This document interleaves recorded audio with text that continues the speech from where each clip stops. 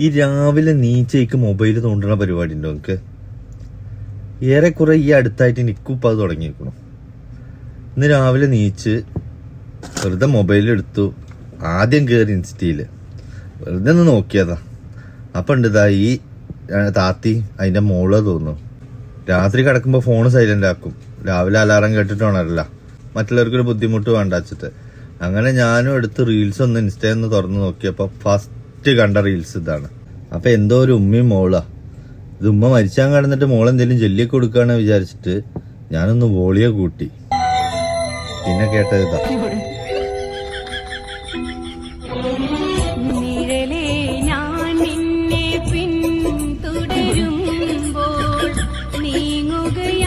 എന്താ അവസ്ഥ അല്ലേ? മൂപ്പത്തിയാർ ചിലപ്പോ മനസ്സിൽ വിചാരിക്കുന്നുണ്ടാവും ഇതിക്കും നല്ലത് ഇച്ച് കബറാണ്. അജാദ് റീൽസ് അല്ലേ? പുല്ല് എന്തെങ്കിലും ആവട്ടെ വെച്ചിട്ട് സൗണ്ട് കമ്മിയാക്കി അടുത്ത റീലിട്ടു. അപ്പോഴും മൂപ്പത്തിയാർ ഇതേമാതിരി എന്തോ കാര്യമായിട്ട് സ്ഥലത്ത് ചെല്ലണ മാതിരിയാണ്. വോളിയോ കൂട്ടി. അതതിനേക്ക് അപ്പുറം. അതെന്തേലും ആവട്ടെ. ഞാൻ വെറുതെ കമന്റുകൾ കുറെ എടുത്ത് നോക്കി. അപ്പൊ എല്ലാവർക്കും അറിയണ സെറീന മരിച്ചോ, സെറീന കിണറ്റി ചാടിയോന്നാ.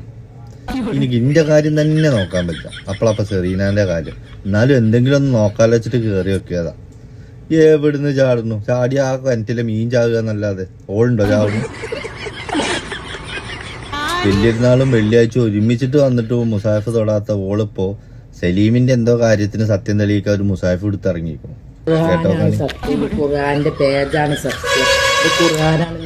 അങ്ങനെയും ഈ സാധനം തൊട്ടലാണ് സത്യന്റെ വാപ്പാനെ ആങ്ങളെ കെട്ടിയ ജംസിനാന്റെ ഇന്നേല് കൊണ്ടിരിക്കുന്നത്. സത്യം സത്യം സത്യം. കടിച്ചതിലും വലുതാ പൊത്തില് പറഞ്ഞ മാതിരിയപ്പത്. മാറ്റണത് വരുന്നത് ഇതാ. ഇതിപ്പോ ആറാട്ടെണ്ണന്റെ പെങ്ങളോ.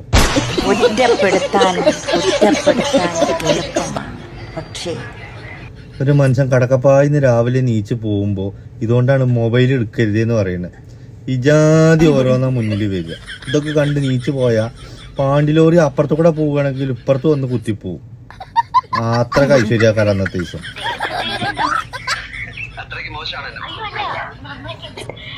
എത്ര കുടുംബത്തെ നശിപ്പിച്ച സാമാനമായത്, എത്ര പെണ്ണിനെ തമ്മിലടിപ്പിച്ച സാമാനമാ. മാറ്റണത് ഇതാ ഈ കോലത്തില്. നിങ്ങളൊരു സംഭവം കാണിക്കാൻ പോകണേ.